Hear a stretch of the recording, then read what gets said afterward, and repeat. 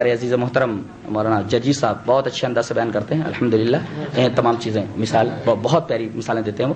جیسے ایک مثال بڑی پیاری دیا انہوں نے کہ آدمی یہ سوچتا ہے کہ قبروں میں جب سارے لوگ سڑ گل کر کے ایک دوسرے میں مکس ہو جائیں گے، مثلا یہاں ایک ہندو مر گیا، ایک جو ہے بدعتی مر گیا، ایک بدعتی مر گیا، ایک کافر مر گیا، ایک مسلم مر گیا، اور سب کی لاشیں سڑ گل کر کے مٹی ہو گئی، ایک دوسرے میں مکس ہو گئی. اسی طریقے سے وہاں 50 لاشیں ایک کے بعد دیگر رکھ دی گئی. اب ساروں کی ہڈیاں، ساروں کے گوشت ایک دوسرے میں مٹی ہو کر کے مل گئے.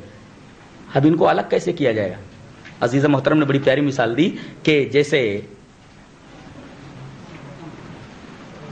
اسی فضا میں گاڑی کی سیٹیوں کی آواز ہے، آدمی کے شور کی آواز ہے، اور اسی طریقے سے آپ دیکھیں چلنے والی تمام قسم کی گاڑیوں، تمام سواریوں کی آوازیں موجود ہیں.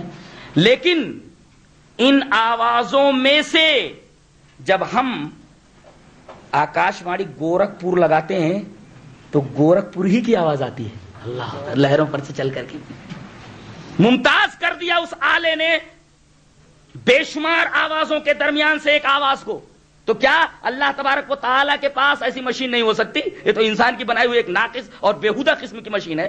اللہ تبارک و تعالیٰ کی مشین تو اتنی اعلیٰ ہوگی کہ وہ تمام آوازوں کو سیکنڈ کے کروڑویں حصے کے اندر ممتاز کر دے. تو اللہ تبارک و تعالیٰ عرش پر ہی ہے.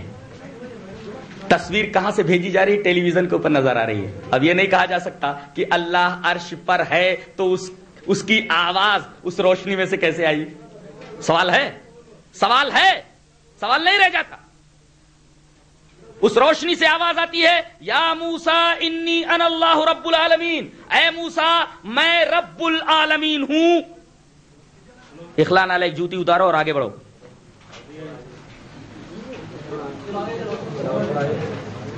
میرے رب تیری آواز تو سن لی ہے، اب میں تجھے دیکھنا چاہتا ہوں، تیرا دیدار کرنا چاہتا ہوں. اللہ تبارک تعالیٰ نے فرمایا لن ترانی، لن ترانی، تم مجھے ہرگز نہیں دیکھ سکتے. نہیں دیکھ سکتے، لن لا نہیں ہے، لن ہرگز نہیں دیکھ سکتے، اس لیے کہ وہ آنکھیں ہی نہیں ہم نے دی ہے.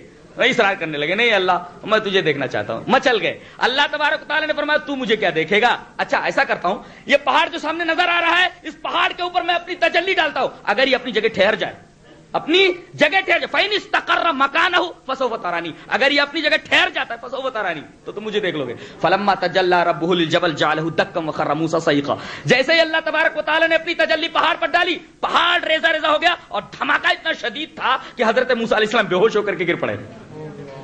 اس کا مطلب یہ ہوا کہ دنیا کے اندر آنکھوں کے اندر وہ بینائی نہیں عطا کی گئی ہے، بینائی وہ قوت نہیں عطا کی گئی ہے جو اللہ تبارک و تعالیٰ کے دیدار کے متحمل ہو سکے. حضرت عائشہ رضی اللہ تعالیٰ عنہ وہی فرما رہی ہیں کہ جس آدمی نے یہ کہا کہ اللہ کے رسول صلی اللہ علیہ وسلم نے اپنے سر کی آنکھوں سے اللہ تبارک و تعالیٰ کا دیدار کیا، جھوٹ بول رہا ہے اس آدمی، اس لیے کہ اللہ فرماتا لا تدرک الابصار، اسے آنکھیں نہیں دیکھ سکتی. اسی طریقے سے آپ نے فرمایا کہ ومن حدثک، جو آدمی یہ کہے انہ یعلم الغیب ان محمد یعلم الغیب، کہ رسول اللہ صلی اللہ علیہ وسلم غیب کا علم رکھتے تھے، فقط کذب، جھوٹ بول رہا ہے وہ یقول، اللہ فرماتا لا یعلم الغیب الا اللہ، اللہ کے علاوہ کوئی غیب نہیں جانتا. رواہ البخاری فی کتاب التوحید، حضرت امام بخاری حدیث پاک کو کتاب التوحید میں وہی بات حضرت شیخ عبد القادر جیلانی رحمۃ اللہ علیہ فرما رہے ہیں، هو المطلع، هو علماء بیٹھے ہوئے ہیں. انما اور ہوا کے اندر جانتے کیا فرق ہے؟ اب یہ بتاتے بیٹھوں گا تو گڑبڑ ہو جاتا. هو المطلع، وہی مطلع ہے، یہ مطلب ہوتا ہے. اگر کسی ضمیر کی خبر معرب باللام ہو تو محصور ہو جاتا ہے مبتدا خبر میں. انما اس کا الٹا ہے، خبر مبتدا میں محصور ہو جاتی ہے، لیکن اگر مبتدا کی خبر معرب باللام ہو تو مبتدا خبر میں محصور ہو جاتا ہے. کہا گیا کہ کہتے ہیں نہیں کہ کہتے ہیں انما نحن مصلحون، ہم اصلاح کرنے والے ہی ہیں.